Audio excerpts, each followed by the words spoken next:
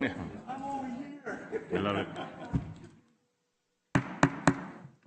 Good morning. I'd like to call this meeting to order. For the record, today's date is January 23rd, 2024, and the time is 9:05. At this time, we will have a moment of silence, silent reflection, or silent prayer. There are a couple of people that we would like to recognize. First being Mrs. Nakawa Okata, the mother of former Parks and Recreation Director Craig Okata. And Supervisor Brickman, you had a few comments? And I would also like to open up this meeting today on behalf of Bobby Costa. Mr. Costa passed away on Wednesday, January 10th. Mr. Costa was a great friend and was a lifelong farmer in South County. So our thoughts and prayers go out to his family. So thank you, Chairman. Thank you.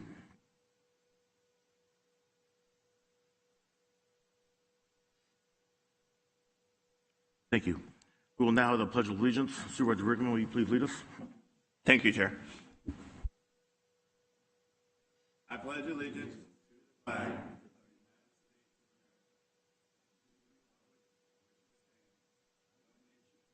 God.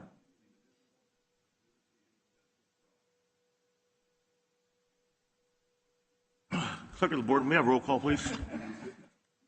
Supervisor Ding? Here. Supervisor Canepa? Here. Supervisor Patty? Present. Supervisor Rickman? Here. Chairman Villapudua? Present. Thank you. Now is public comment.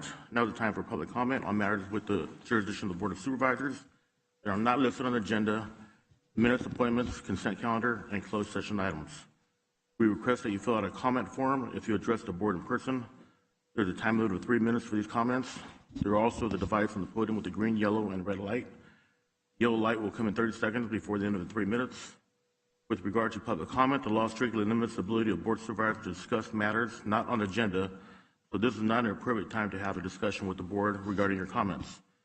We ask that you refrain from personal attacks during your comments and that you address all board members, not the audience. Comments from the public may not reflect the viewpoint of the Board of Supervisors. Our first speaker for the day today is Holly Moore.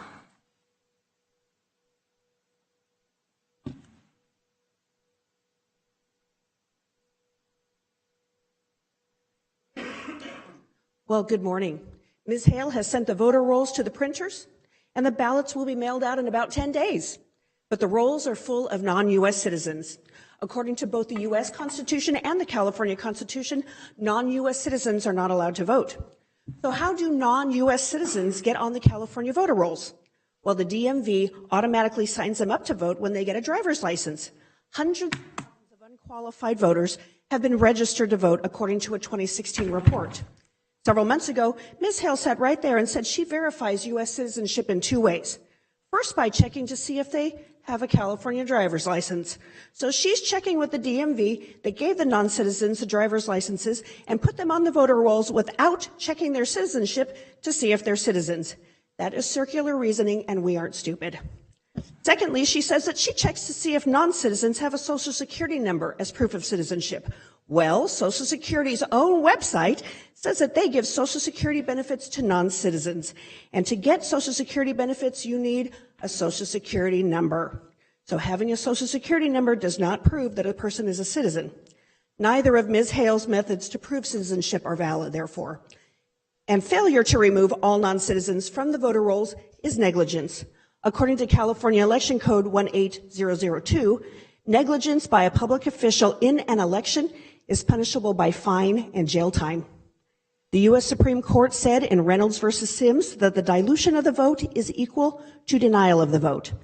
In other words, non-citizens who vote water down the vote from true qualified voters like me and therefore nullify the election. The Supreme Court also ruled in an election case called In Re Coy that election officials must safeguard elections. Leaving the voter rolls diluted with non-citizens is the opposite of safeguarding. In fact, the rolls are so dirty that before even one vote is cast in this election is already nullified. I'm a candidate in this election, and this affects me personally. In April, Ms. Hale will sit there and ask you to certify this election. What is it called when an election official presents you with an election that they know to be dirty and diluted by unqualified votes? It's called fraud. Will you knowingly certify an uncertifiable, fraudulent election? Falsifying public records is a crime, according to California Penal Code 115. Choose wisely because you've just been put on notice. Thank you. Thank you. Anyone else who'd like to speak?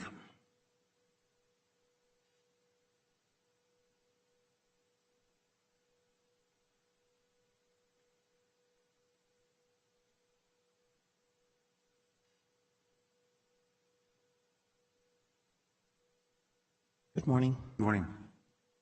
Chairman Villaputa, Board of Supervisors, and members of the board. My name is Melanie Knott, and I'm a concerned citizen of San Joaquin County. Officially, San Joaquin County is in election season, preparing for the primary presidential election March 5th. Unfortunately, election fraud still plagues our county elections. We're not alone. Counties across our nation have been fighting in courts for the truth to come out. Our sheriff's office shared results of the Con case, the county case of election fraud, highlighting the vulnerabilities of signature verification, online voter registration, and voter intimidation, and etc. Also, a group of concerned citizens shared vulnerabilities of ballot drop boxes, highlighting the lack of accountability of ballots and of the chain of custody of the ballots in the ROV office, to name a few of the many vulnerabilities. And just in case you haven't heard of the breaking news last week, professor and election expert Jay Halderman hacked into a voting machine in court in front of a judge using a pen to change vote totals. But these things you already know. The San Joaquin County Board of Supervisors, you have jurisdiction to act, to restore accountability, integrity, transparency, trust in our elections. A quote from an unknown author: "You can't change what you refuse to confront." Our founding fathers said, "It is the duty of all nations or peoples." I look around and I charge you, me, us, together, to acknowledge the providence of Almighty God, to obey His will of justice and righteousness, to be grateful for His benefits, and humbly implore, even appeal, His protection and favor. I believe even His wisdom, His counsel, His help to restore trust in our San Joaquin County elections. Together we can do it. Lastly, voters of San Joaquin County, educate yourself about the policies and the candidates. Get out there and vote. Vote in person at your local precinct. Thank you and have a great day. God bless you. Thank you. Anyone else? Okay, I see no one. At this time, I'll close public session, public comment. Okay, moving on to the minutes of November 28, 2023, December 12th, 2023, and January 9th, 2024. I would ask for a motion. Move to approve. I'll second. We have a first and a second. We have a roll call vote, please. Roll call. I'm sorry. Chairman, you asked for a Yes. roll call, but we do it electronically. You're absolutely right. I'm sorry. And the motion passes 5-0. Thank you. Moving on to the consent calendar. Starting from my right, Supervisor Ding, would you have anything to pull? I got to get used to the new chairman's rules here. I like that. Okay. I would like to pull number 5, number 9, number 22. That's it. 5, 9, 22. Okay, got you.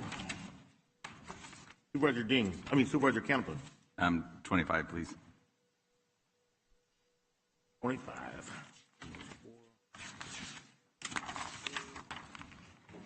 Supervisor Patty. Consent number 13, please. Number 13. Supervisor Patty.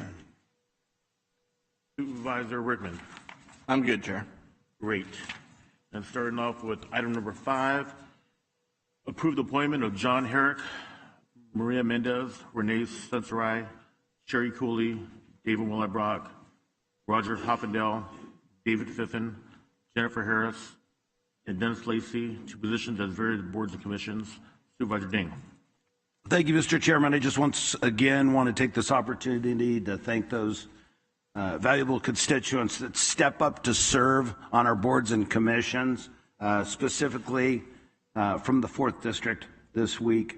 I want to thank John Herrick, David Wellenbrock, a name we all know very well, and Jennifer and Dennis Lacey for serving in District 4 on various boards and commissions. Thank you for your service. Thank you all very much. Okay, moving on to number 9, approve the announcement of 3 positions to the various boards and commissions, set the application date for February 16th, 2024, and recognize Martin Wilbur for their service. Supervisor Ding. Thank you, Mr. Chairman. Martin Wilbur has been a esteemed citizen in this county and has served even beyond this board and commission for decades. I just want to send my best wishes and prayers to his family and thank him again for his service. Thank you. Item number 13, approve the area plan AP-2324-11, Amendment 1 with California Department of Aging to increase funding from $4,308 to $4,784,212 to provide older Americans Act program services, extend the term by 1 year through June 30th, 2025, and related budget adjustments. Supervisor Patty. Chairman, I believe a quick correction. Supervisor Petty, real quick. I think it's the $4 million. That's what I'm. Yeah. The $4 million, you're absolutely right. Excuse me, Chairman, would you please admonish our representative from District 5? He seems to have stepped over me while I'm speaking and you had called on me. We need order. So yes, it is $4 million plus. Yes, you're right. Thank you. Director Woods, how are you, sir? Good morning. Good to see you. Sorry, forgive District 5 for their bad behavior this morning, but it's a new year, and I think somebody's a little bit bitter about the position they now sit. However, I just wanted, this is one of those moments I'd love to see victory laps and talk about you, your staff, all of the integrated services that you have throughout our community. If you could just share a little bit of information on the use of these funds. Absolutely. Thank you for the opportunity. So this board item is actually accepting additional funds, which is wonderful. Increases our total funding for adults programs to 4.7, almost $4.8 million. Just in context, some of the programs that we serve or provide are Meals on Wheels, congregate meals, information and assistance, case management, adult social daycare, caregiver legal services, fall prevention, homemaker services, medication management, personal care services, respite care, senior legal services, telephone assurance services, and computer classes. And I know that's a long list, but I just want to give some additional information about Meals on Wheels. Per month, we're able to serve older adults 7,170 meals. And congregate meals, they're almost 13,100 meals per month to our seniors. So, these are wonderful programs to provide social interaction with our older adults, allow older adults to come to centers and eat together, have camaraderie and connection, and I think they're really important services. I appreciate the board's support in allowing us to provide these services. Thank you. I'm going to pause for a second. Madam Clerk of the Board, did we get new microphones? Because they seem to have a consistency of speakers cutting out. Is new microphones on the way? Yes, we do have new microphones in. ISD is going to program them the end of this month once we have a break. But what's occurring right now is the chairman's microphone automatically disconnects every other microphone. So I would ask the chairman to mute his mic while others are speaking, and that should stop the disruption. All right, thank you. Appreciate the clarity. So, Director Woods, approximately how many clients do you have through HSA and these services for seniors? So, off the top of my head,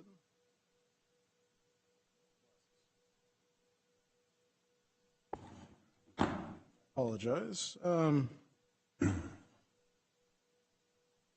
So not just seniors. I'll just say that in individuals in serving our food programs across our Food for You program, we're serving 166,000 individuals or 65,000 households annually.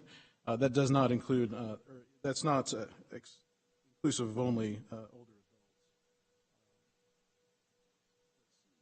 I apologize for not having that number readily. I apologize. I'm springing on you. Excuse me, springing on you last moment. No, that's but absolutely. It's in the thousands. When people ask, what do we do in the county and where's the funding go?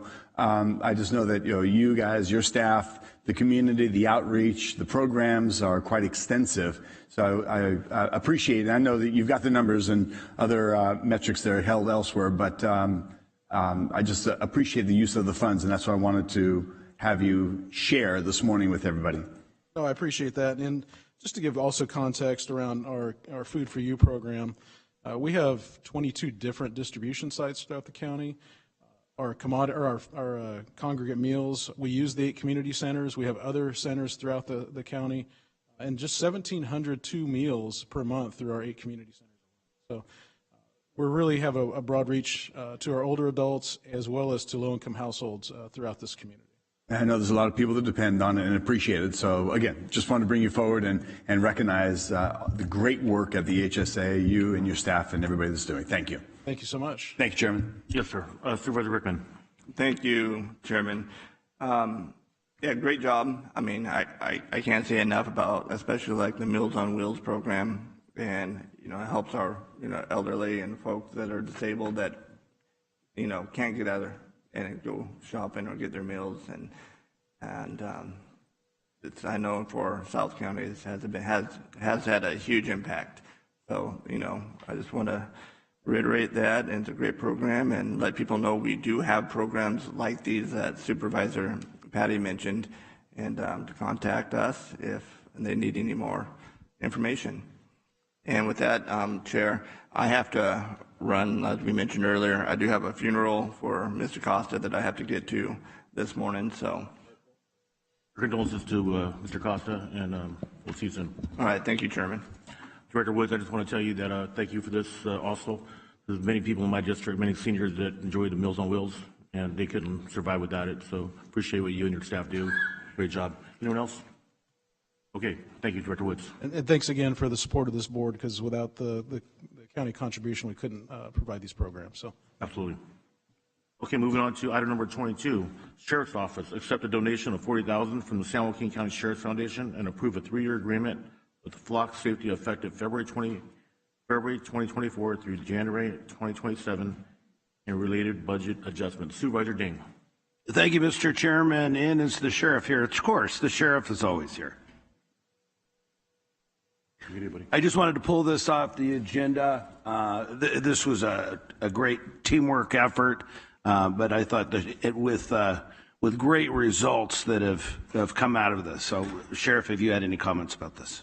Yeah, I just wanted to thank with AT&T and your work with them, and the flock cameras have been amazing for us when it comes to wire thefts and many other thefts and trash dumps and everything across our county, but particularly these were for wire thefts, and we've made a great impact and got all the main characters that are involved in that, and we're holding them accountable for this and working closely with AT&T with some other technology that we have coming through now. So just an amazing, generous donation from them to partner with us, and as we all know, we can't do it without the partnership of our community, and we can only be so many places at so many times, and for them to reach out and help us with this was amazing, so we really appreciate it. Thank you, Sheriff, and please pass along to everybody else in your posse. Thank you as well.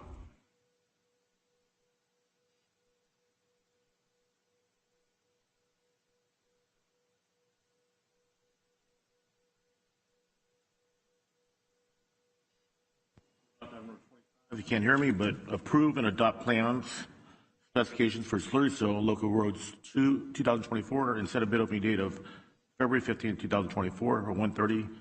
Supervisor Canepa. Yes. I just had a question. So I just felt kind of left out, and then Sandy informed me that it was for rural roads, so the District 2. So I just wanted to make sure that people knew that I was paying attention. But how are these funds actually put into the road budget, and then how are they allocated? So obviously, if I don't have rural roads in my district, how do I tell my constituents that I'm doing a good job for them in other ways with the money that's not taken out of my streets for rural road slurry seals? Correct. You have urban roads that have other types of treatments, and so you're correct. Your road district funds get used for other types of treatments. That's on the 7-year plan also, so that if I have a question, somebody asks it. So when do certain roads get done? When, I mean, obviously Ben Holt's coming up, which is a big one. But I mean, for offshoots, because there's so much overlay between county and city roads in my district, right, that it makes it difficult to say, hey, this is my street, this is their street, this is... Correct. That could be a challenge in that area of your district, but all the roads that are within the unincorporated county are part of the treatment plan, whether it's a full resurfacing or other types of treatments. Okay, perfect. Thank you. Thank you. Thank you, sir. That closes the consent calendar. Is there a motion to approve? Move to approve. Second. We have a vote, please.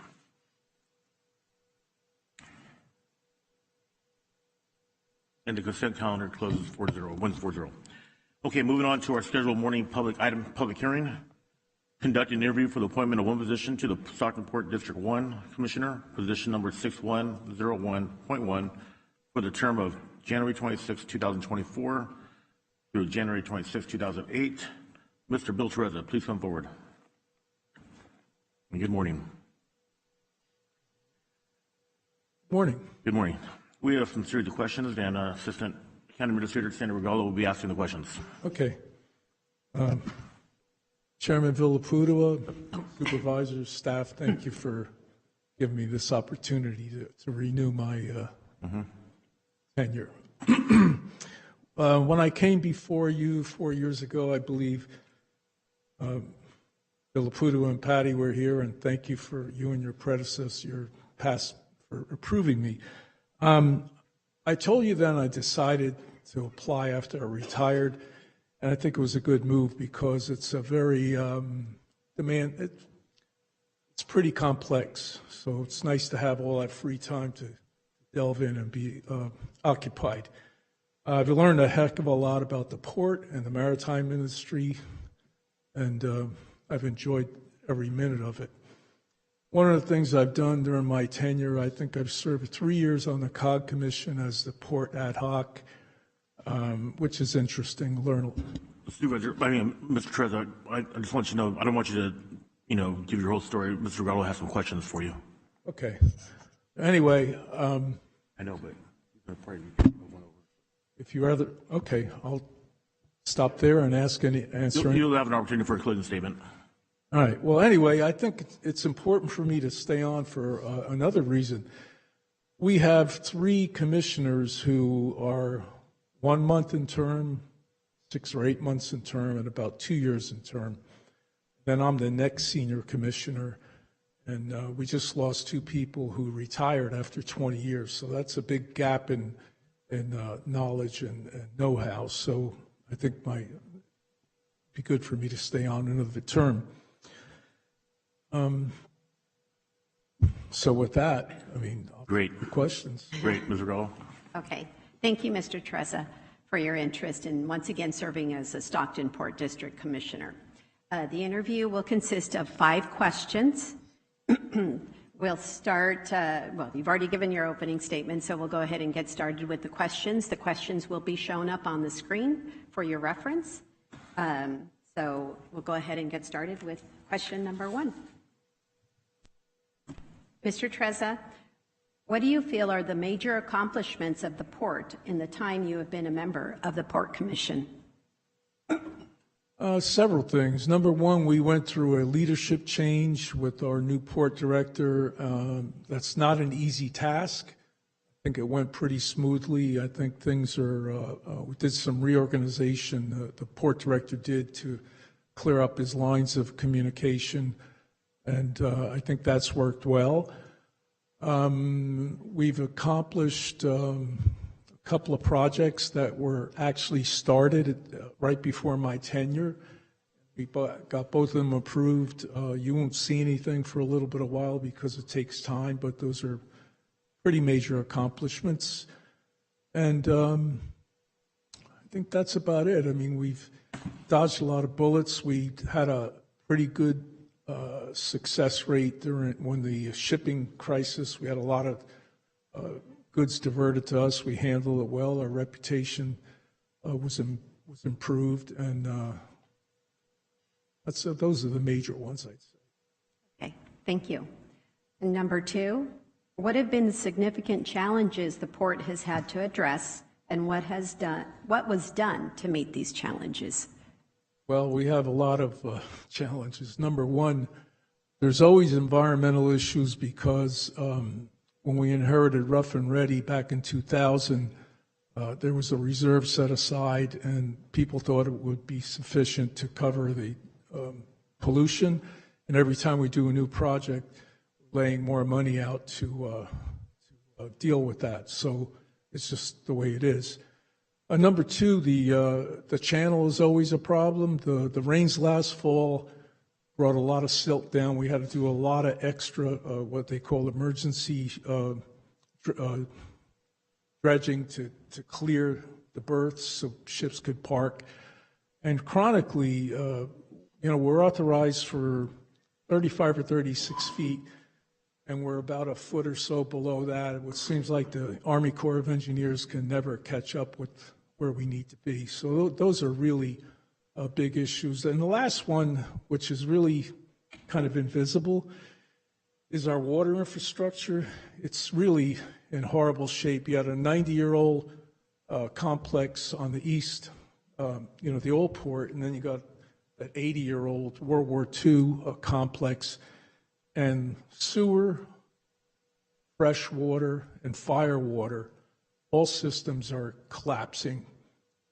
So we're spending a lot of money, like we got a 10-year budget to take 1,000 foot a year or something and fix each of them.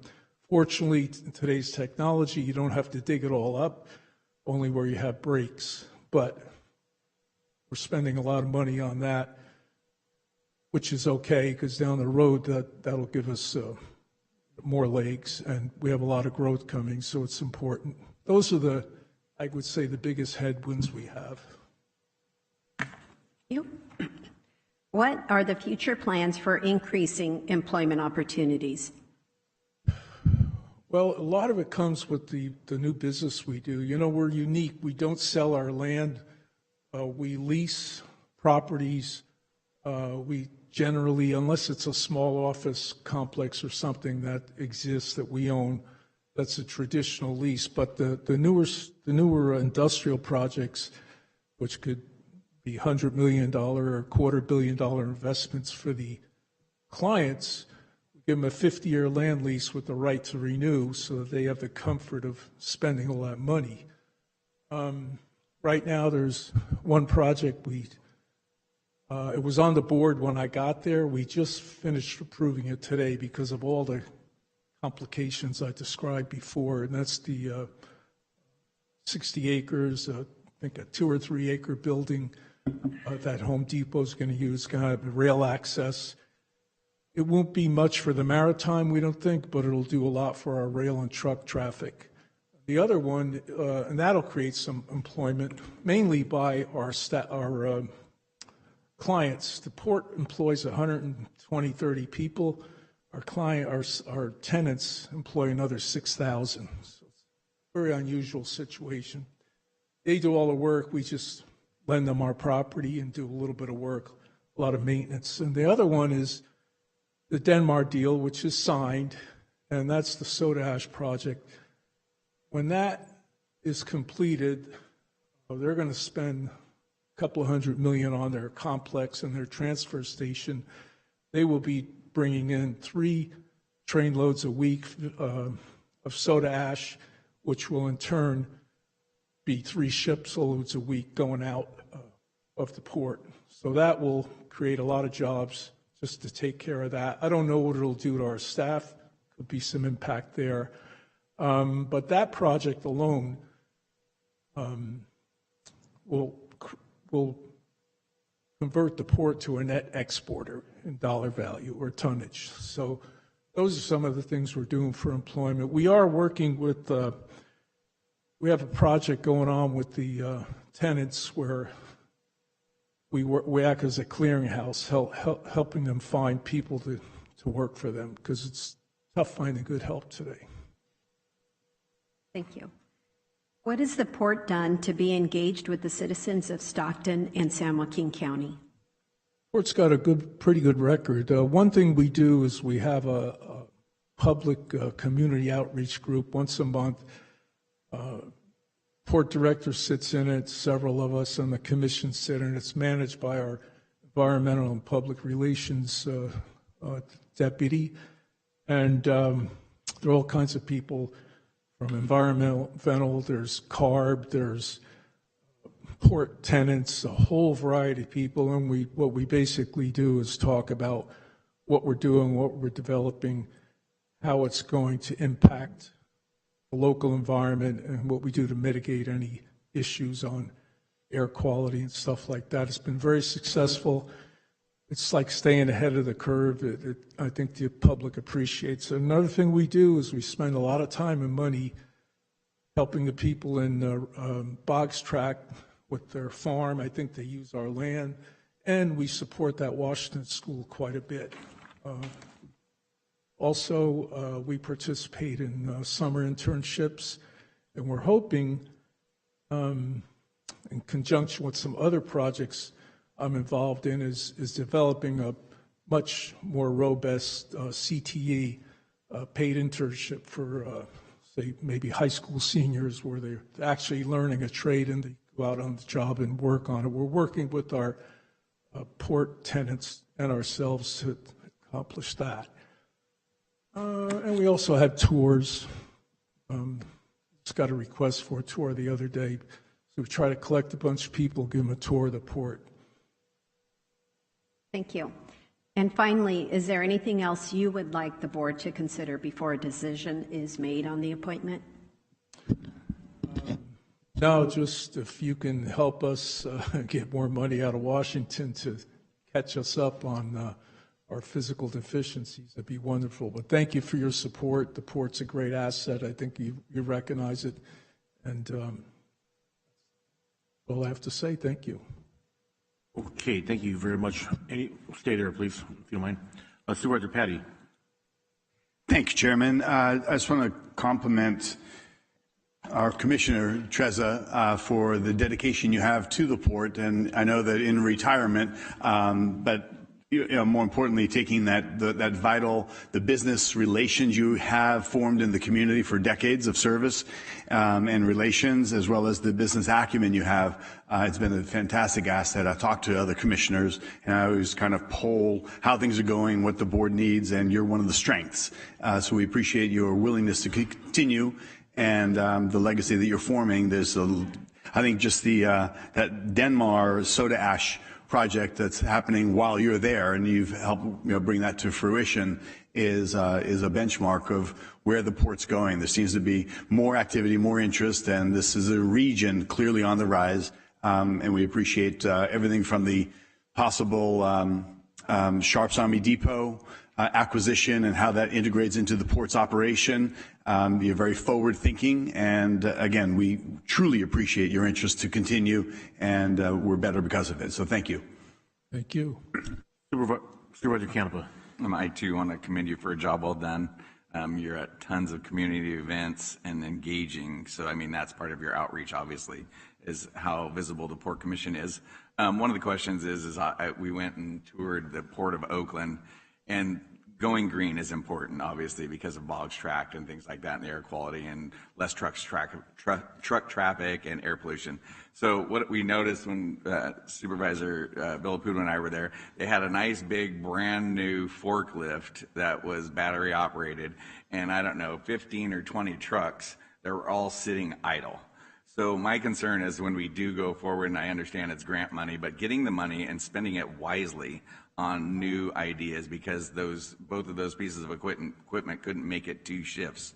So at the same time, we're going green. How do we go green and not waste taxpayers' money? I don't know if this port's having the same problem where, you know what I mean, how do we make it work, but how do we not? I mean, it was really kind of disheartening to see those. I mean, one of them, the paint wasn't even faded, and the tire is bigger than Miguel and I, and we're sitting there, and it's sitting idle. And it was just kind of disheartening, and I understand it, but I mean, as far as what are we doing going forward to make it green, I know, and competing with other folks for money and grants, I think that's important that we, you know what I mean, are better stewards of the environment out there at the port for the people that live so close in proximity. Was that equipment not functioning? Or? No, it was functioning, but it was sitting idle. So, I mean, they just couldn't make, as far as being charged. So they had, I don't know what trucks, he's a trucking guy, so he would know better. Just took a long time to charge, and it wasn't operable at the time. But yeah, so they were working, but they weren't using them at that time, and I didn't even see them being charged. We have a fleet of electric forklifts, some more normal. There is a couple of jumbos like you're talking about. We've added more, or trying to add more charging stations, because more and more the trucks that have to come in the port someday will have to be electric. So we're working on that.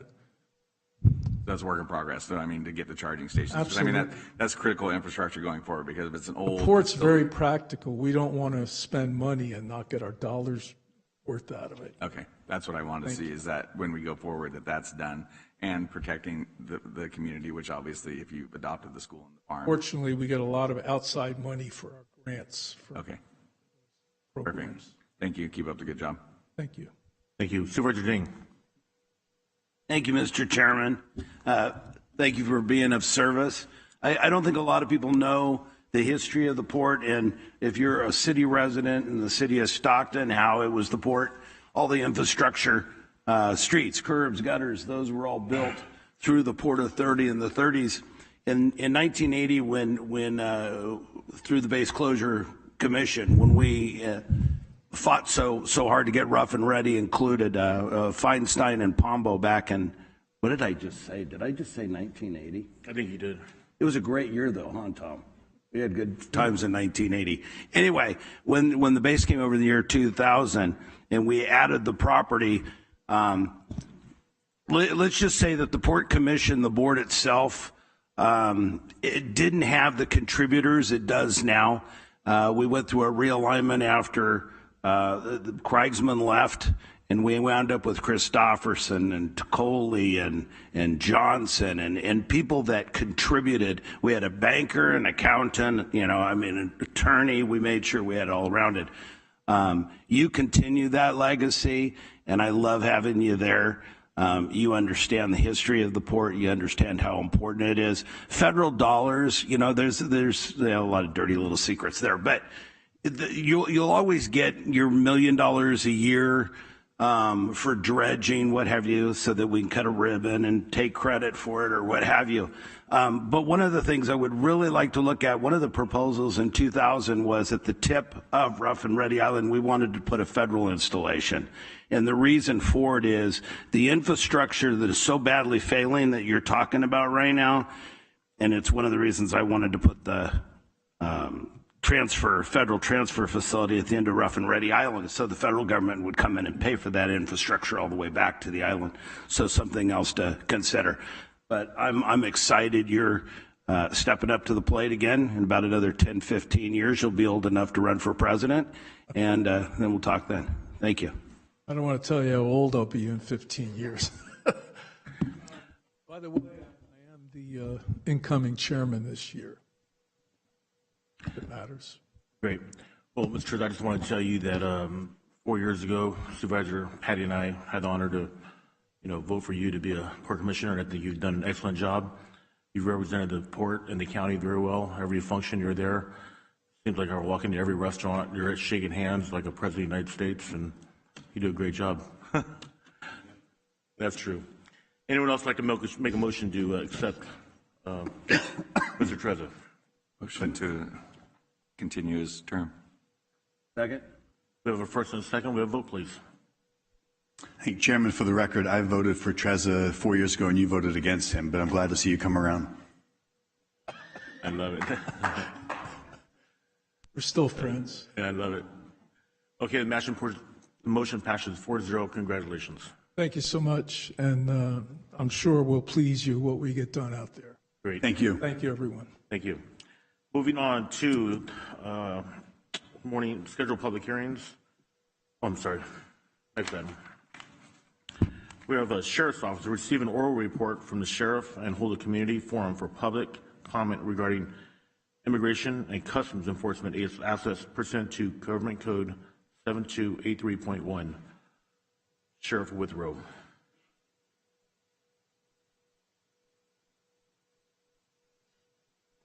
Good morning. Thank you so much. This should be pretty quick. I'm up here because of SB 54, the Truth Act, requires me to come in and report to you and our citizens anytime if I reach out to ICE to come and put a hold on and take control of eventually any subject who has victimized anyone in our county who's been arrested and sentenced, and then we turn them over to ICE. And when I ran for office, I told the public that I would rarely do that, only in cases where someone has severely victimized our citizens, very violent, just the most heinous of crimes that I would do that. We're not here to hurt good people. And so after 5 years, I have finally contacted ICE on a subject. He committed a heinous crime in our community and is not a citizen of our country. So I contacted ICE. They have placed a hold on him. And so there's only been one subject in the 5 years so far that we've done that on. But that was this last year. So that's why I'm here to announce that to our public. Well, thank you for that presentation. Any questions from the board? I see none. I will. Oh, Supervisor Canepa. No, I just want to, I appreciate your transparency in this matter because I think it's important that we do that. And obviously it's the law, but thank you for coming up. Appreciate it. Okay, at this time I will open the public hearing. Anyone else like to speak? I see none. I'll close the public hearing. I ask one more. Is this a motionable item? Yes, sir, motion to accept this? There is, yes. Okay. You would like to make a motion? Move to approve as presented.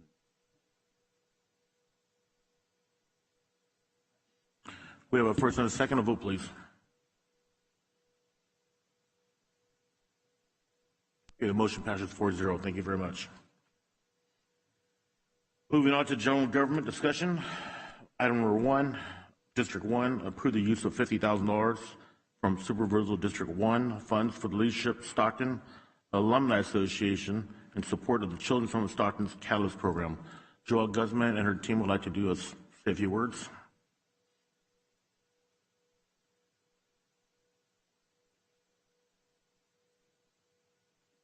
Good morning. Good morning, Chairman and Supervisors of the Board. My name is Tony Gladney. I'm here with on behalf of Leadership Stockton, class of 2024. And for our project this year, we have discussed and voted for to work with the Children's Home of Stockton to be able to benefit their Catalyst program, which really helps transitional age young people that are struggling with homelessness or houselessness here in this county, ages 18 to 24 years old. We were just so grateful. This started as just a passion project, an idea that I had with Leadership Stockton as we had to, again, decide a project that we're going to take on for the year. And we really wanted something that was going to be sustainable, something that was going to have impact beyond just our year. And our slogan is 24 does more. So when we approached Ms. Joelle Gomez and her team, they were just so arms open and just so willing and so ready. And I think that was one of the best things to see that they had service that we could be able to partner with them on. And again, this project we're going to be renovating the Aspen Cottage, which will provide 6 additional beds for young people facing housing insecurity. So again, really being able to increase their capacity, but then also what we did, we were able to go into this home. We met with some of the current participants that are in this program. We did focus group to say, hey, what are things that are useful in this space to make it livable, to make it feel like a home and warm, maybe again, as they are helping them transition and just helping them navigate and get to a place where they are able to get their own place, get their own car, get a job and things like that. So really going in there, changing all the things like beds and TVs and just all of the appliances and stuff like that. The team has been great to work with, Joelle. So I'll pass it over to you to talk a little bit more about the program and your team. Thank you so much. Thank you. Chairman Villapudua, Board of Supervisors, and county staff, we're just ecstatic about this opportunity to see support for the Leadership Class of 24's project. If you don't or are not aware of Catalyst, since its inception in 2021, our Catalyst program has been a housing sanctuary, if you will, for close to 100 transition-aged youth, again, 18 to 24-year-olds who are experiencing homelessness. But it's not enough just to say the number of how many people we're serving. I really want to emphasize the success that these individuals are having because of the services that are being offered to them and the engagement in which that they are just taking on. This is truly an answer to reducing the number of youth who are on our streets, who are living in their cars. In this last year, with 44 participants, 56 went back to school. 77% went on to permanency, finding permanent housing. 86% of them attained employment and maintained employment. I know, Chairman, you had the honor to meet with one of our participants during the tour. Right. And she was just, again, one of just so many individuals that are taking advantage of these resources, which include coaching, mental health services to deal with their behavioral health crises that they're dealing with. Your investment in this project will allow us to grow the program. We have a standing wait list, currently only 18 beds, and we know we can do more, but we need the county's support. This is one step to, I think, a bigger ask that I'll be talking with all of you about, because I think not only is it just being a place for these individuals, but as I said, they're successfully graduating and moving on to independent living and reducing the number of homeless in our county. So again, this is huge, and we're really grateful because with these renovations, we're creating, again, an environment that's conducive to the type of healing and success that these young people need. Thank you for that presentation. We have some questions from the board. Supervisor Patty. Thank you, Chairman. I want to recognize our chairman from District 1 for making this great use of discretionary funds. And it's the spirit of why we did the discretionary funds. Ms. Gomez, I know we had met at the shelter and you kind of showed me the children's home, showed me around and talked about the programs. And again, I'm glad our chairman was able to help out. I would just ask through the chair to our interim CAO that you guys engage and talk about some planning, bring back what's going on over there, that I guess property. And the program is very robust. There's a high level of engagement, and county-wide there are kids, young adults that are in need of a place to call home during a great transitional time in their life. So I think it's a well-defined program. I think you've integrated and incorporated some great winning metrics that are vital and needed. And glad to see Leadership Stockton take this on this year. It will have a lasting impact just one stone reverberates waves across a pond. And that's one of these things that when you start helping one life, how many more lives will that affect in such a positive way? So congratulations to everyone. And again, recognizing Chairman for bringing this forward. Thank you. Supervisor Ding. Thank you, Mr. Chairman. You rock. This is awesome. One of the things that concerns me the most, these are our kids. I mean, there's nobody else that's going to look after them. But, when we talk about the homeless situation in San Joaquin County, and I hate that word anyway because there's so many mixes of, you do have those people in need mixed with criminals and sex traffickers and everything else, the thought of not doing everything we possibly can to take care of these kids when they get out, especially with the success rate you've had. So I commend you. Congratulations. And congratulations to Leadership Stockton for stepping up and grabbing a great one. So thank you. Thank you. Supervisor Canada. I too want to commend Leadership Stockton, and the county's own Hillary Crowley is out there. And so she's representing the county there, so thank you. It's just amazing how every year it gets kicked up a notch and kicked up a notch.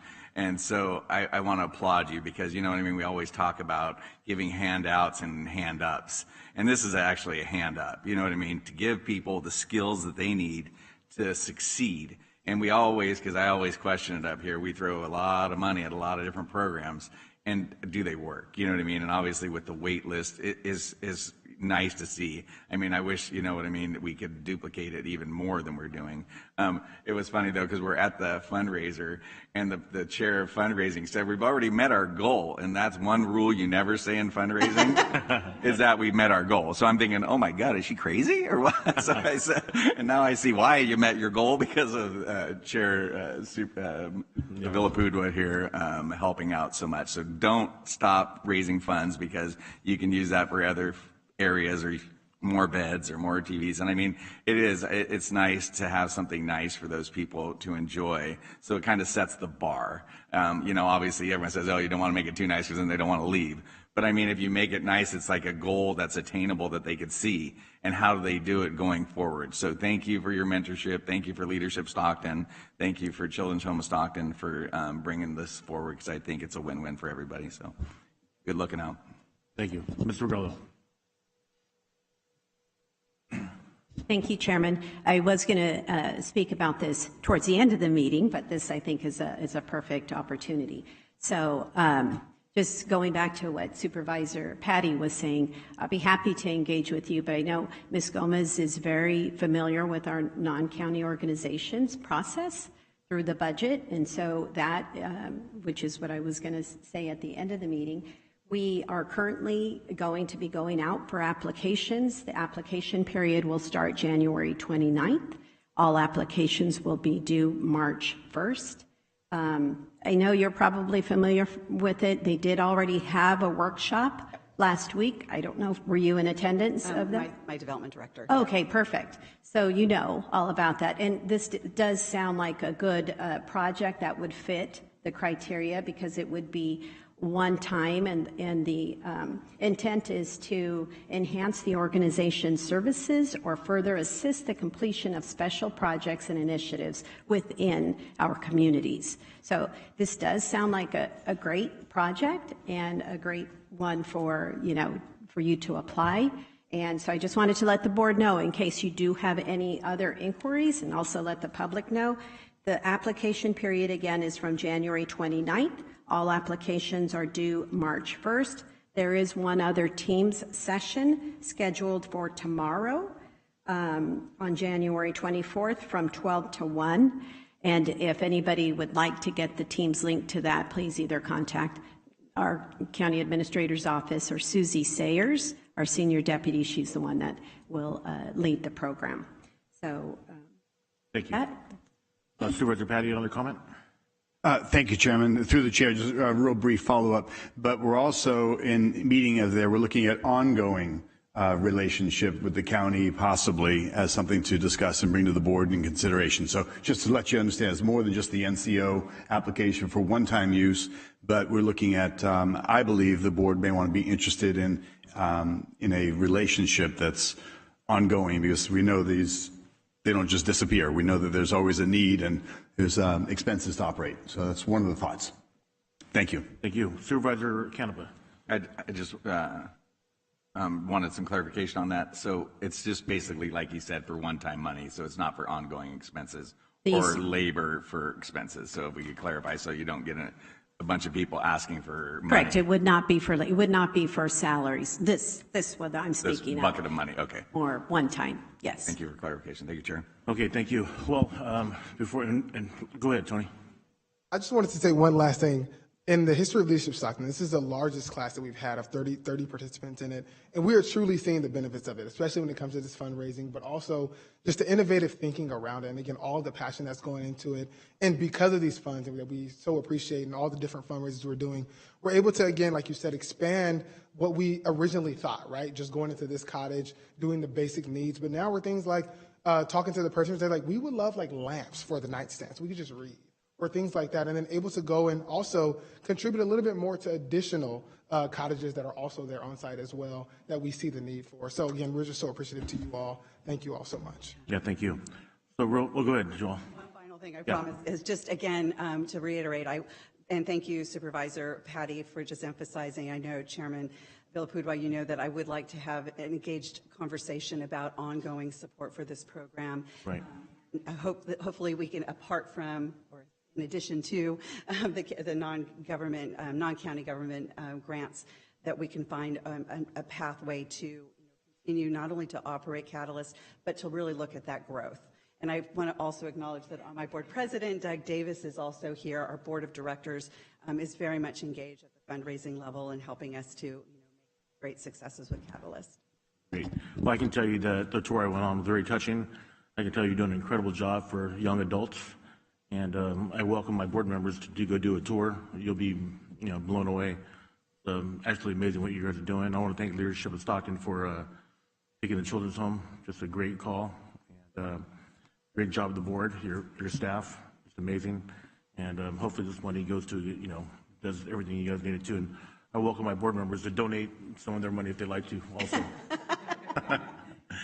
Okay, well, we need a motion first of all. Like a move to approve. We have a motion and a. Mr. Mayor, do you want to make a? I'll second. Okay, we have a first and a second, and we have a vote, please. And the motion passes 4-0. Congratulations. Have a wonderful day. Good job. Okay, moving on to item number 2. Approve the use of $10,000 from Supervisor District 4 funds from the Animal Protection League Mobile Spray and Neuter Clinic. Supervisor Ding. Thank you, Mr. Chairman. I've been lobbying my board members hard on this, trying to convince them. I'm lying through my teeth right now. We were down in San Diego. By the way, San Diego wanted more water. We gave it to them. Tom and I, that was a present from us today. We were out in San Diego and LA working on water projects all weekend, and Tom Patty was on the phone half the time, trying to talk about this program as well. Thank you. But then again, my chief of staff, Nicole Garion's quicker, so she got it on the agenda quicker. So that's why it's there. Thank you. I mean, what we're talking about today, even whether we're talking about the children's home, we're talking about doing something before a problem exists. Paul and I were where were we? Orange, California today, talking about private-public partnerships for treatment when we're taking people off the streets for sobering house and for mental health. But a public-private partnership, taking care of the problem before it exists. One of the memos I sent out last night, we're getting a lot of phone calls into our office on loose dogs running around biting people in Lockford. It's getting out of control. What do we do? Well, traditional thought is let's build more, little doggy prisons, so that we can go capture animals, which we can't get anybody to do because we don't have the staff to round them all up. Jill Antonini comes up with this brainstorm idea of neutering dogs. I had no idea. Jill, why don't you come up here too while I'm talking about you here? I thought, because I've never done this, I could never understand what the problem was, because I thought, so what's the big deal? It's $40 or $50 and you go get your dog neutered.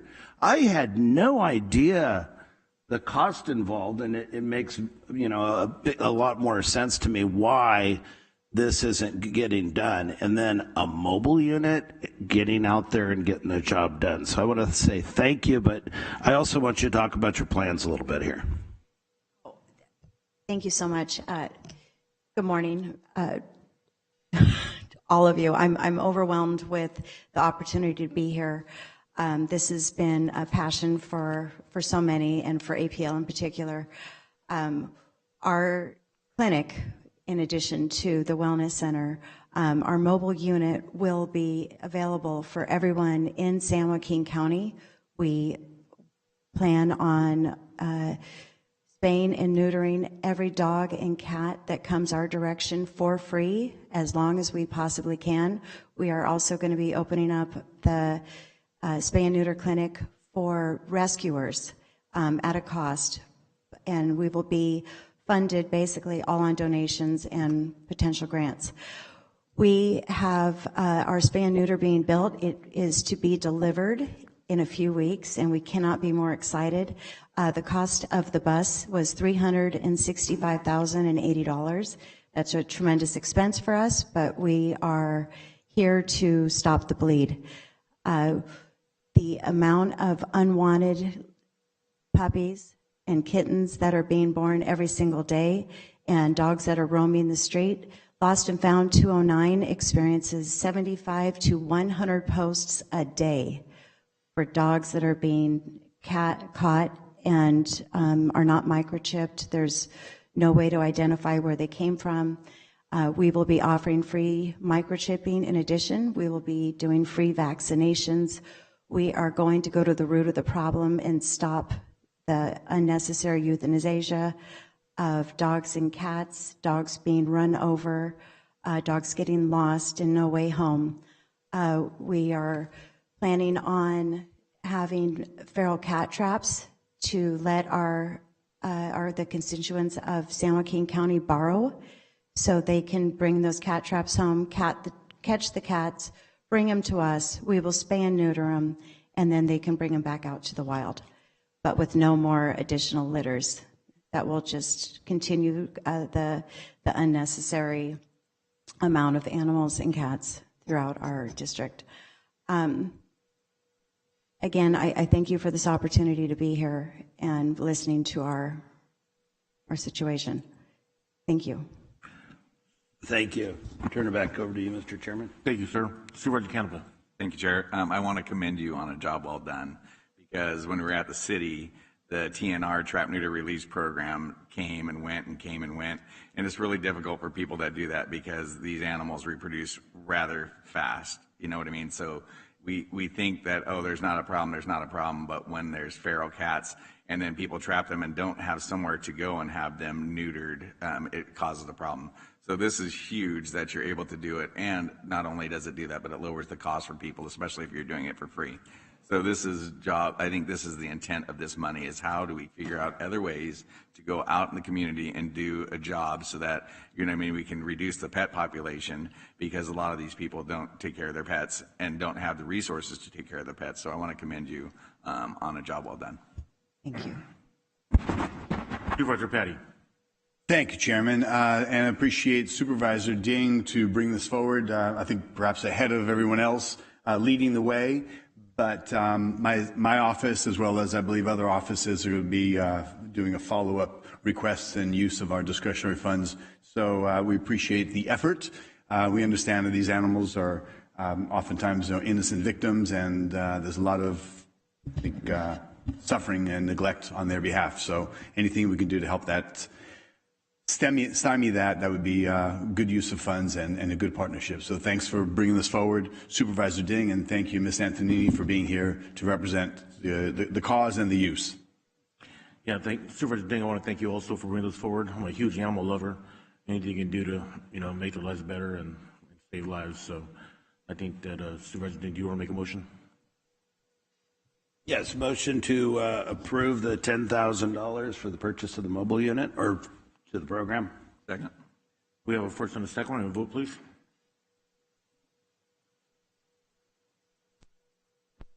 And the motion passes 4-0. Congratulations. Thank you very much. Thank you.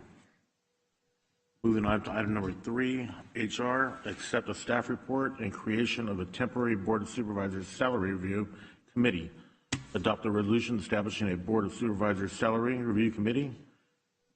Approve the procedure guidelines for temporary committee and set the application deadline for February 16, 2024. Mrs. Goodman, good morning.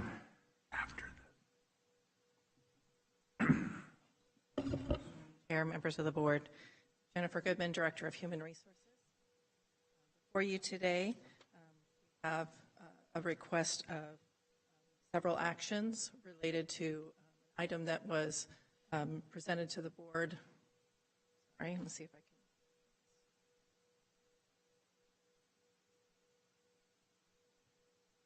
can. These clickers don't like me, but good morning. Sorry, Chairman, could you bring the microphone really close to yourself so that it's not as interrupted? I know that the Chairman's microphone's off. Good morning. We'll start again. Good morning, Chair Villaputa, members of the board. Jennifer Goodman, Director of Human Resources. Before you today, we are requesting several actions that relate to an order that you adopted on November 7th, requesting the Human Resources Director return to the board with a report on the potential creation of a salary review committee. So today's action actually has 4 items.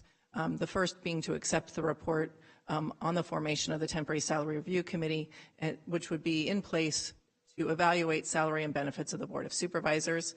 We are asking that you adopt a resolution to establish the Temporary Board of Supervisors Salary Review Committee, approve procedural guidelines for the committee, and then set the application deadline for filing of February 16th, 2024.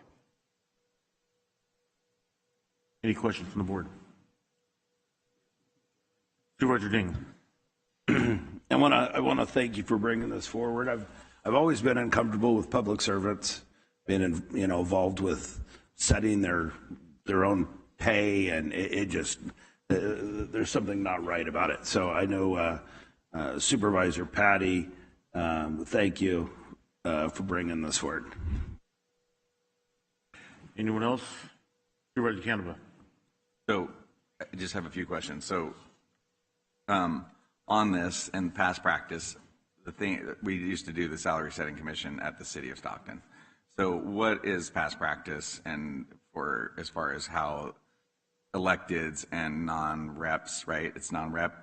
Unrepresented is the term we use. Represented, okay, unrepresented folks. Can you explain that to me? Because I mean, the thing that's interesting is, I mean, we're doing this for a short period of time. I think it's something that if you do it, and how do we, the perception of us picking our own folks, how can that also be changed to where maybe, I mean, these application processes, I mean, obviously, there's some area where people could question it and what's the benefit and what's the use of it. So if you could kind of clarify on that, what was the process before going forward, recommendations? I mean, this is obviously a recommendation, so it's not anything that's set in stone. It's just to review it. So I don't know, that's 3 questions there. Certainly. So first of all, the history. The way this county has administered salary adjustments for the Board of Supervisors and other elected officials is to mirror how we treat all unrepresented employees in the county. Currently, about 3% of our employee workforce are unrepresented employees. Those include our elected officials, county department heads, senior leaders, and members of specific departments who are not represented by the union.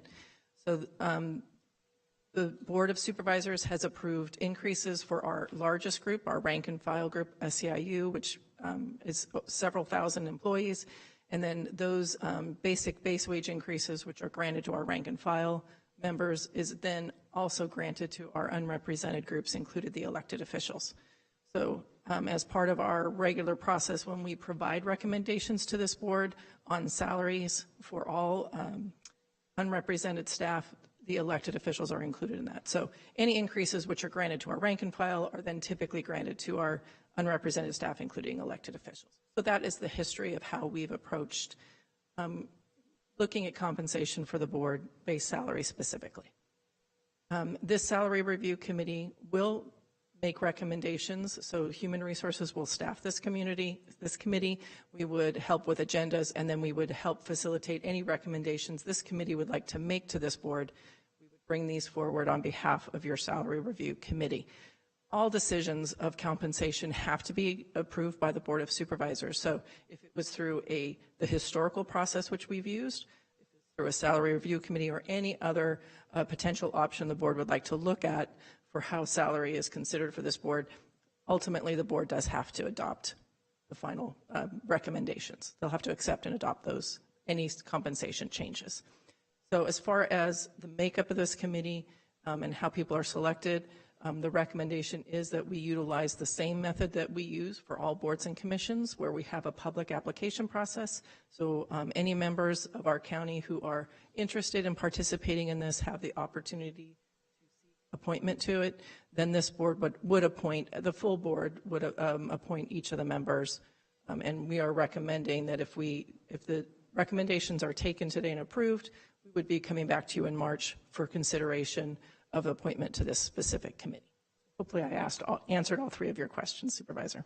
Yeah, because I mean, the thing for me, I mean, there's always moving pieces, like just in this past year, it was the cafeteria plan, and then that was eliminated. So, I mean, I think this is a good idea to go and look at compensations and see where it fits and where it fits in the community.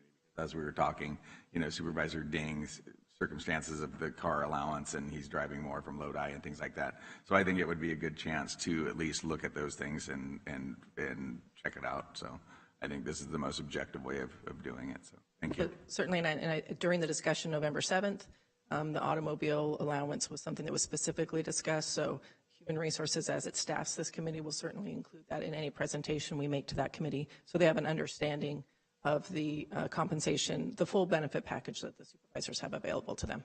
So this committee will be at your purview then, the questions and concerns and information comes through HR?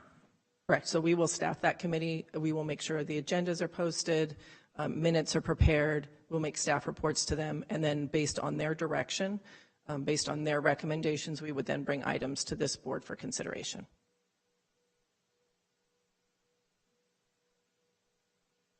Thank you, Chairman. A couple questions here. I believe it would also be worthwhile, could we include, as we need to have another board discussion and agendize, that if the committee is looking at our salaries and as it relates, we also look at staff salaries for our offices. Is that something that we can include in the same roundtable discussion, I think, through the chair to county council, with direction from the board now, if we're in agreement? Is that, like, if we look at if the committee that we're going to appoint is looking at our compensation, could they also include in that same review our staffs? We would have to separately agendize that. Okay, well, we have time, so I think we could do that. Thank you. So then, which leads me to, speaking of time, so we talked about this November 7th. Here we are, January 23rd. Now we're looking at February 16th, coming back to us on March 26th. Why don't we just schedule this for year 2040? Moving at the speed of government here.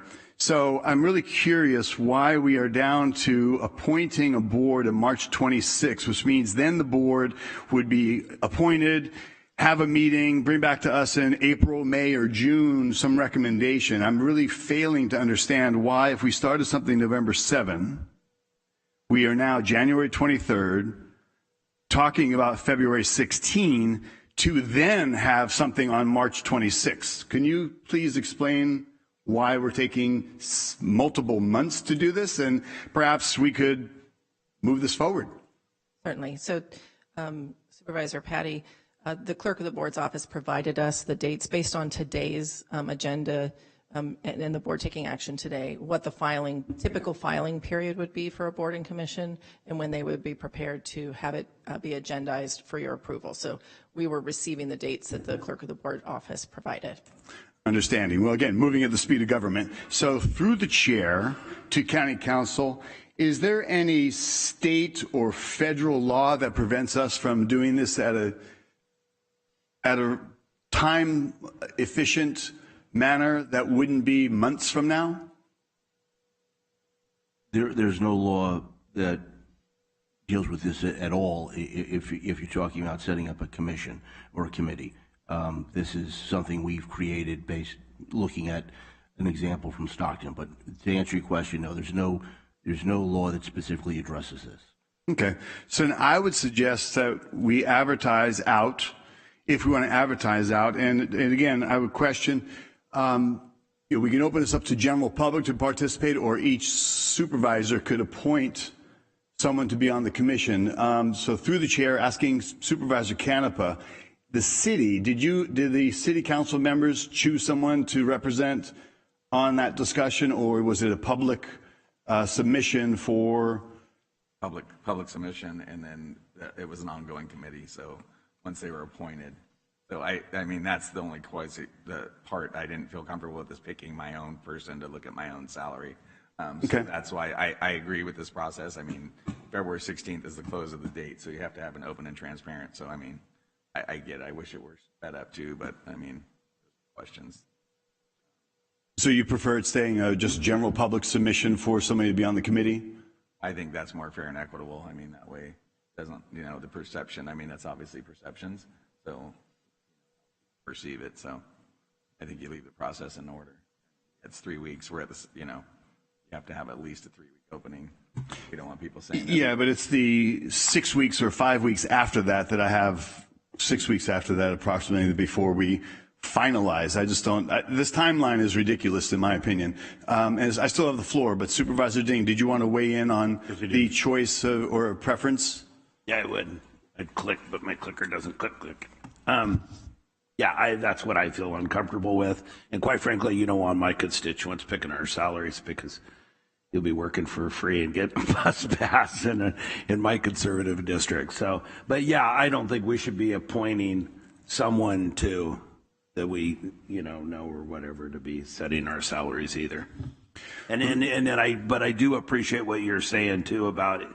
And I think that's what you're pointing at. It's just not just the elected officials. It's the, everybody in our staff who we're very appreciative to. I'm glad they've finally been granted after a year the right to have a cup of coffee.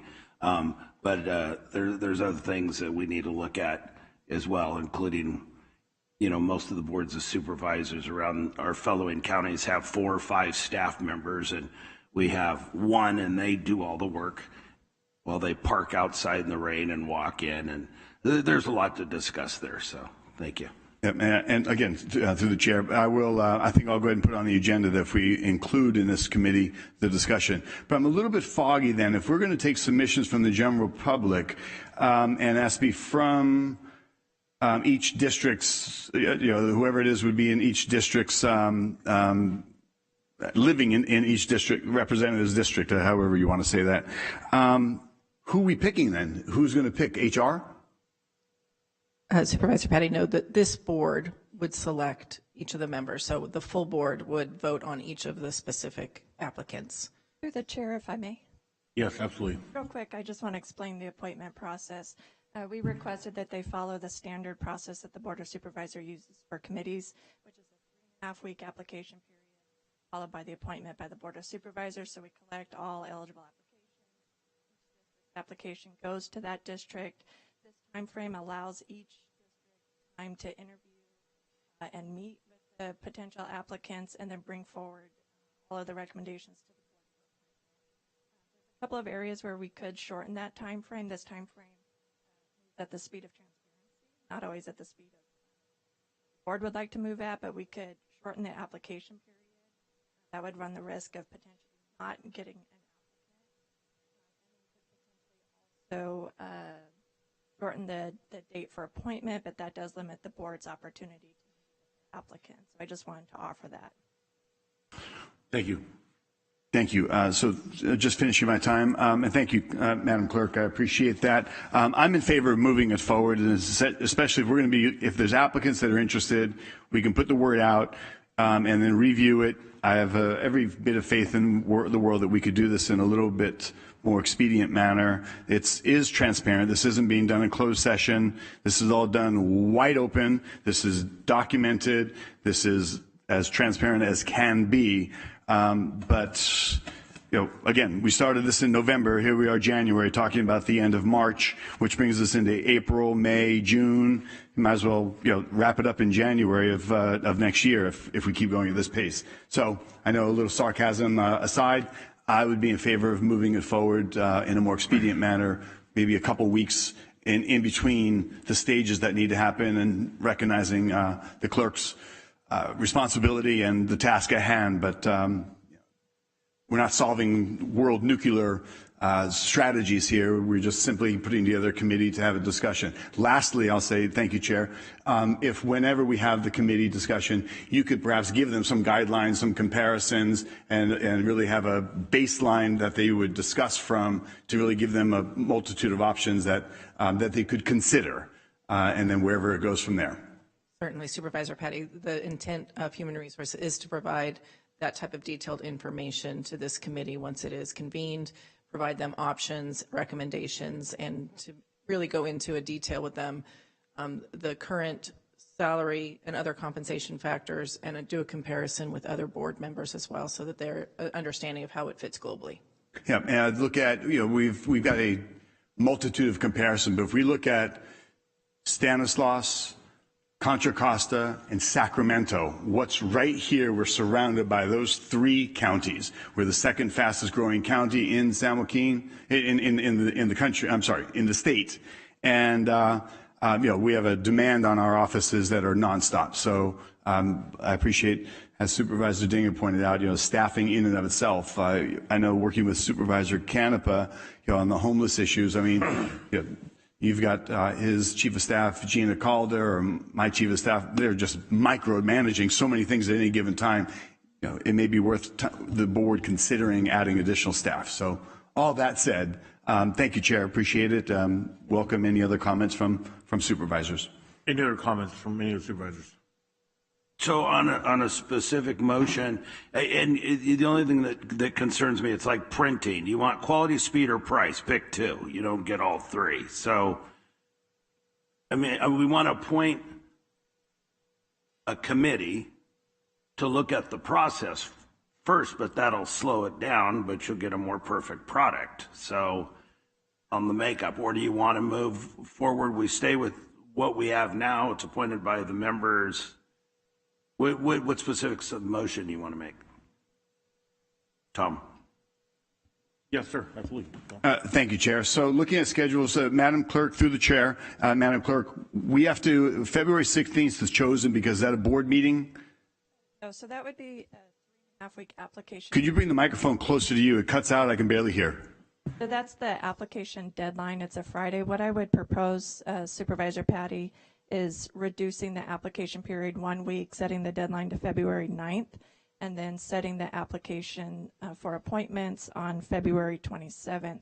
That would be a 2-week application period, so that gives the public 2 weeks to apply, and then it gives the board 2 weeks to review their applications before they come for appointment. And then that would be March what? That would be February 27th. February 27th for the appointment? Appointment. And then when would be the next thing? What was the March 26th date? Appointment date? So that's what I'm proposing, is if you want to make it go faster, these are the dates I'm proposing. An application deadline, February 9th, appointment, February 27th. Got it. Thank you. I appreciate that. I would make that motion. Then what would be the time it comes, they make a meeting and comes back to us within a 3-week period or something that you guys would all meet? Madam Clerk, what would you recommend we could do to get it back on the agenda as a target? It could move and it'd be up to the chair to finalize, but what would be a potential agenda date to have this wrapped up? So I would have to defer to Jennifer on that question because we would not be bringing it forward. Yeah, so Human Resources would bring that forward as soon as the committee was done their work, and it really, the committee itself would drive that. We certainly would make every effort to schedule the initial meeting of this review committee as soon as possible upon the appointment of the board, assuming that we have the sufficient applications to have a quorum. So on the February 27th, if you have at least 3 people who would be appointed, we would schedule a meeting subsequent to that. And based on the work of that committee and their recommendations, we would bring something forward to the board as soon as that work is done. So I certainly would not be able to speak to a specific date because the committee could request further meetings or further information, and Human Resources would certainly be responsive to those requests. So we would bring it to you as expediently as possible.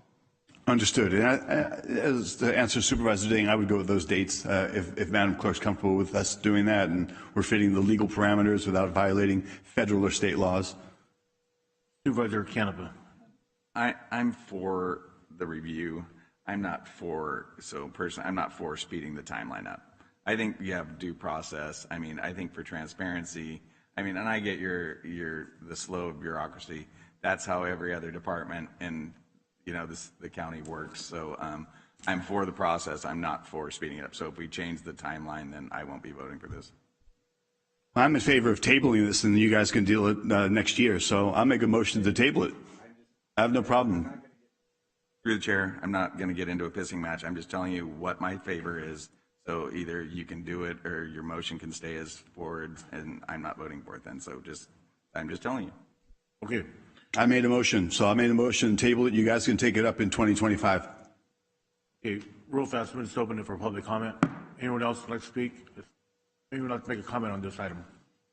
I see none. I'll close public comment. Well, there is a motion. Is there a second on this gentleman's? Just a clarification. Is the motion to continue this to a date uncertain, which is sort of the equivalent of the colloquialism to table it?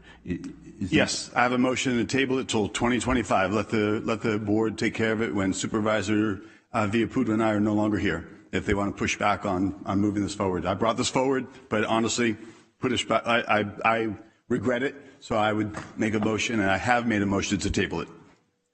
Okay, so that'll be a motion to continue for a date uncertain, which is essentially taking it off the agenda.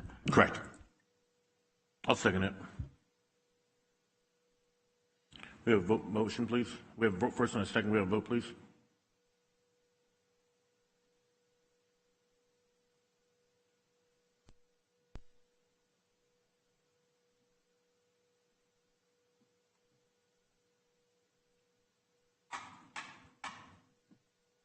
I don't think I got anything yet. Everybody vote? I can do a roll call vote. Looks like Supervisor Ding's unable to vote. Okay. Supervisor Ding? I'm going to do it by roll call. Supervisor Ding? Yes or no? Supervisor Canepa? Supervisor Villaputa?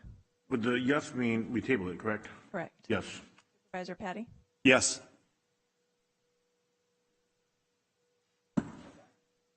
Much better. I appreciate it. Thank you, Chairman. Okay, that concludes, so it closes 3-1, correct? Yes. Okay, moving on to, yes. If I re-motion then to the original. You want to make a motion to accept it as proposed? You can do that. Okay, then I motion that we approve it as I think the motion passed 3-1, though. Did you understand what that meant? So I don't know. I was too worried trying to get my clicker and microphones to work. You can use the touchpad on your computer. You know, I'm sorry. I would have to say since there's been a motion to continue to a day uncertain, which is to take it off. You could do a motion to reconsider, but that would have to be brought by somebody who voted was on the affirmative side. So you couldn't bring the motion. Somebody could do a motion to reconsider, but that would have to be brought by one of the three people, supervisors. I was just wondering if Supervisor Ding knew Motion to reconsider. Motion to reconsider? Is there a second? Second. Okay, we'll bring it to a vote, I guess. We're going to re-vote on this? Well, now somebody can make a motion to bring it as it was proposed. So I motion to bring it as proposed. I'm sorry, just a moment. Ed, so they have a motion to reconsider. Run the vote on that. Yes, you do. This is for the motion to reconsider.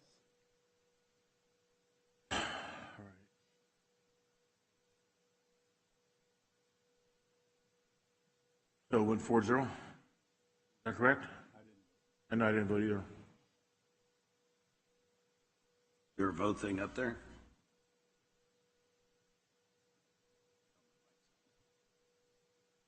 So Patty and Villapudua, do you have the vote before you now? Well, I don't see anything here. Should we do a roll call vote? Okay, Supervisor Ding? Supervisor Canepa? Yes. Supervisor Villapudua? No. Supervisor Patty? No. That motion does not carry. Okay, great. So we'll table it and moving on to Board of Supervisor comments and committee reports.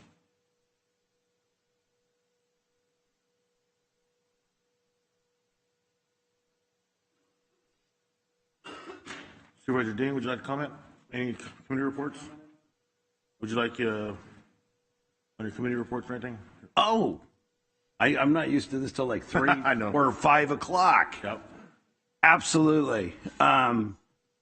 We had a fabulous, I did last week down in Southern California, other than all the blue and white hats. But other than that, started off the week with Supervisor Canepa, and I'm going to let, since he's sitting on that committee, I'm going to let him expand more. But I appreciate accompanying you down there to talk about mental health care down there. And then I jumped in an Uber or a bus or a plane or something, went down to San Diego with Supervisor Patty. I do have to share one funny story because this is getting a little too tense up here for me today. So the Superior Court judge in Sacramento ruled against bonds being issued for the tunnel to ship our water south. And of course, everybody down here has been working really hard fighting, the peripheral canal incarnate going down there. But Supervisor Patty and I were sitting in this bus.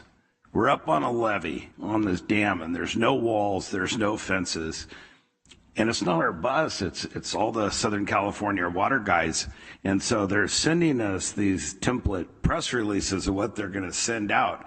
And I'm looking around and I'm realizing that we're not driving the bus. And if we disappear right now, nobody will ever know. So I said, okay, guys, it's kind of like this. So we're sitting, well, I shouldn't probably say exactly what we said. But anyway, it was a major victory. Tom and I think it was an historic trip. We talked about water for, one California, I don't like using the word one solution, but we're going to look at what we can agree on, not what we disagree on. We disagree about building the tunnel, and quite frankly, I think we have some movement there to where we're going to start looking at a bond proposal for the next ballot and say, hey, here's what we agree on. We agree the levees need to be strengthened and fortified. We know we need to look at some other alternatives, desal, et cetera. We took a couple of tours. The one thing that really dawned on me being down there, It doesn't matter what the issue is when you've always been forced to struggle. And in Southern California, they've always had a water shortage. So they had to come up with solutions, technical solutions years ago. And so they're way more advanced on things like pure water, treating, wastewater, sewage water, what have you, than we are, because we've never really had to. And so to me, that was impressive. And that's something I think they can add to the mix with us is teaching us some things, technology, et cetera. So anyway, I thought it was a very productive trip. Thank you very much. Supervisor Canova. Thank you. On the homeless outreach that we had city and county collaboration last week, and I think it's been very fruitful about moving forward and how we're going to do it as a county with relationships with our fellowing partners and fellowing departments. I think there's a renewed enthusiasm, and I don't know what happened, but I mean, as far as getting people involved, holding people accountable, and stepping up to do this. So Supervisor Patty and our office has been working on that. We also went with Greg and Genevieve to see Orange County's Be Well. And it was absolutely amazing how just it worked, and it could work here to give dignity and respect to people that need help. And I think that was kind of the most important part of it is, I mean, obviously in Riverside, they're planning a $450 million campus. But our vision is, and through Greg's vision and Genevieve's vision, is the 22 acres on the other side of the county hospital, and trying to get it done and trying to get infrastructure, sewer, and water to the site is huge. And Health Plan, the San Joaquin, has been a huge partner in doing the feasibility studies. So we kind of need to get out of our own way and get this done, because the costs are only going to escalate. So the longer we take to do this, the longer it will take and the cost will increase. Our project is $86 million with contingencies, with the other parts of the campus for down the road. So it's very exciting to be a part of that. And thanks for coming. And Nicole went with us, and Daniel from GSD came also. So it was very fruitful meetings, met with architects, and went and toured the campus. And I mean, if we can do that, it'd be huge, from an old outdated facility on California Street that a lot of people are fearful of going because it used to be the mental facility. So I think this is a huge step in the right direction for the county, and just a matter of partnering. If anybody knows any other resources for private-public partnerships to get this done. And then one of the concerns was, hey, get the hospitals, obviously, and because they can't guarantee, they had a public-private partnership. They can't guarantee a bed for the hospital, but I mean, it saves hospitals so much money because it frees up spaces in emergency rooms, because those folks that are in the emergency rooms are waiting for services and often for mental health issues, and can slow the process of getting them help. So that was important. We also went and did a presentation, and I forget the doctor's last name. He was 101 years old. So we attended that, and it's just absolutely amazing how folks, I mean, I was just hoping to get to 80, and you go, and he was still with it. So Chair Villaputa and I were there for the presentation, and it was very touching to see somebody lived 101 years old. Also went to the Ag Adventure out there, and it's always amazing. And I guess it was started, and Supervisor Gutierrez was here, and it's thriving. And I think it's important because often kids don't know where the stuff, how it gets to the store, or who grows it. So, I mean, it's really important that we teach kids, especially in the Valley, where agriculture is our biggest entity, that, I mean, it just doesn't appear, you know what I mean? So people grow it. And I think that's important that those people go out there, and a lot of volunteers do it. And I think it's huge. And they did that one at the fairgrounds. We had the check presentation with Lincoln Center, another public-private partnership. And sharing those flock cameras, it's really, really important, because they're going to be all around Lincoln Center and looking at the streets and the surrounding. So as we were there, Lincoln Center said, hey, should we offer this up to the city of Stockton? So there's another partnership so that they can use the data that's on those flock cameras to reduce crime in our community. I also went to the MLK celebrations at the Stockton Civic Auditorium. and it was probably colder inside than it was outside. So all those people that stuck it out in the Civic Auditorium, and then I also attended the march on the next day. So been a busy couple weeks and look forward to doing more in the future. Thank you. Thank you, Supervisor Canova. Supervisor Patty. Thank you, Chairman. I wanted to share a little more information. Supervisor Ding and I really did have a historic meeting with Metropolitan Water. Come to find out that they are a conglomerate of over 300 water agencies working and serving over 20 million people in Southern California. And backing up and just kind of sharing and documenting where we got here, the Delta County Coalition, which is Solano, Yolo, Sacramento, San Joaquin County, and Contra Costa, those 5 counties together, we, several months back during summer, invited them up for a little dog and pony show, if you will, to take a tour, meet some farmers, take a look, and sit down basically and have a round table discussion, not on what divides us, but looking at a one California water approach. And they reciprocated by inviting us down. Well, not only did they invite us down, they introduced us starting off in San Diego with a pure water program. We took a tour. It's under construction, but 50% of San Diego's water will be reclaimed water. That'll be going through an extensive process of purification, and it is pure water. So starting off in San Diego and working our way north, eventually the next day stopping in Compton, meeting with the mayor of Compton, along with city council members, looking at water treatment there. The night previous, they held a special board meeting on our behalf. And that was really amazing that they got together. There's over 50 plus members to the Metropolitan Board, and they traveled in to meet the representatives from Northern California, us, and we talked about issues. We had multiple roundtable discussions, and interesting fact that we found out. Southern California and Metropolitan Water, in the last 40 years, the population's grown probably 30 to 40 something percent. They're selling less water now by 40% than they were in 1990. And the reason why you account for that, even though the population's grown, their reduced water flow, turning lawns, taking away lawns, and encouraging the public to use less water has paid off, but it also reduces their revenue. So their business model in and of itself is struggling. So we did talk extensively on what we can do in partnership without a conveyance system, the tunnel being the impact. And even if that tunnel were installed and built over decades and fights and legal challenges, still 85% of the water flows through the Delta. So they recognize they need to invest in and partner with us in Northern California for water sustainability, including our levee system. So we thought it was really exciting and important, very, very, very open and frank conversations on California's water needs and an opportunity for us to continue in partnership. We did finish with Supervisor Ding and I, we extended it with next thing we should do is a workshop.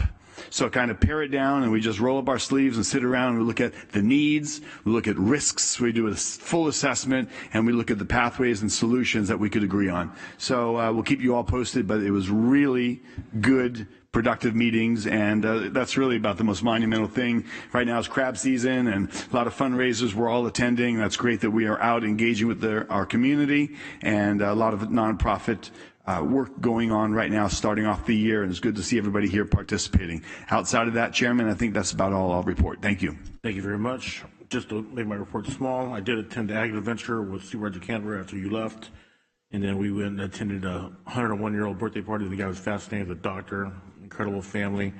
Supervisor Patty, you're close to 75, right? You're close to 100. February 3rd, we have our free dumpster day coming back at Garden Acres. I'll be barbecuing. You're more than welcome to all come out. Chief of Staff Chris Rapay will be there working hard as always. And yesterday I attended OES. I did a tour with our new director, Sierra Brusha, who's doing a fabulous job. If we have an emergency, if there's an emergency, I believe our new director will be prepared, and their staff is amazing. So I'm not looking forward to a disaster, but if something happens, I think we'll be well prepared. And I think that concludes County Council. Is there anything to report out of closed session? I'm anticipating there will be a report out of closed session. Okay, great. Meeting is adjourned, and we will report in closed session we'll take a 15-minute break. We'll meet there at 11 o'clock. Thank you.